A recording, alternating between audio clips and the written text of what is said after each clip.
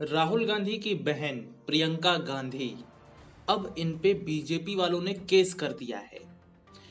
प्रियंका गांधी ने सिर्फ और सिर्फ एक ट्वीट करा था, जिस ट्वीट के आधार पर केस कर दिया गया है, यानी एफआईआर कर दी गई है। ऐसा क्या था उस ट्वीट में? हाल ही में आप लोगों ने देखा कि राहुल गांधी के कुछ ही शब्द मोदी सरनेम को लेकर के इतना हो गया था कि राहुल गांधी जेल जाने वाले थे।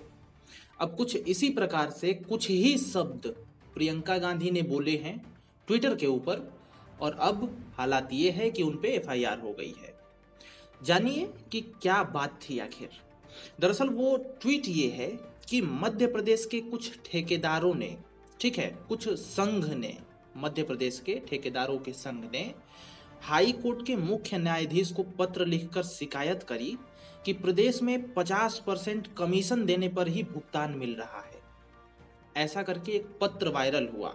अब वो पत्र नकली है असली है, इसकी मैं पुष्टि नहीं करने वाला, क्योंकि यही पत्र को लेकर के प्रियंका गांधी ने ट्वीट किया था, आप देख सकते हो। और इसमें साफ लिखा था कि भाई मध्य प्रदेश के ठेकेदारों के संघ ने हाई कोर्ट के मुख्य न्यायाधीश को पत्र लिख करके ये बोला था कि 50% कमीशन देने पर ही भुगतान मिलता है, ठीक है। अब उन्होंने एक और दावा कर दिया कि जिस प्रकार से कर्नाटक में बीजेपी सरकार 40% कमीशन वसूली करती थी, यहाँ पे वसूली की बात हो रही है, 40% कमीशन की बात हो रही है।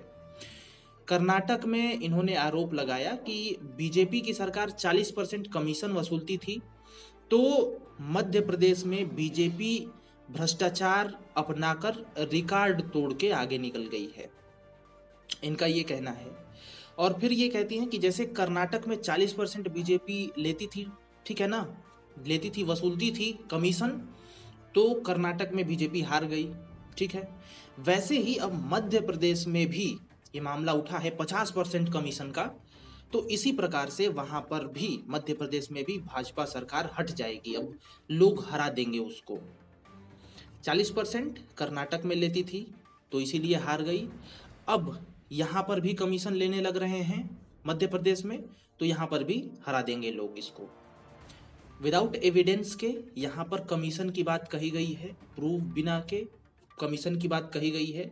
इसी के ऊपर क्या हुआ कि जो बीजेपी के नेता लोग थे, ठीक है ना, उन्होंने एफआईआर की मांग करी थी, ठीक है, जिस पर क्राइम ब्रांच ने प्रियंका गांधी, कमलनाथ, अरुण यादव और ज्ञानेंद्र अवस्थी के ऊपर आईपीसी की धारा 469, 500, 501 के तहत एफआईआर दर्ज किया है। यानी इन 3 धाराओं के अनुसार, आईपीसी सेक्शंस के अनुसार इन लोगों पे एफआईआर दर्ज कर लिया गया है। इसमें प्रियंका गांधी ही नहीं बल्कि जितने भी संलिप्त और नेता थे, ट्वीट करने वाले इधर उधर, ठीक है, उन पर भी एफआईआर किया गया है।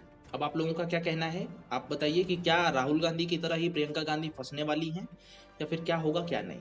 जुड़े रहिए हमारे साथ। नमस्कार।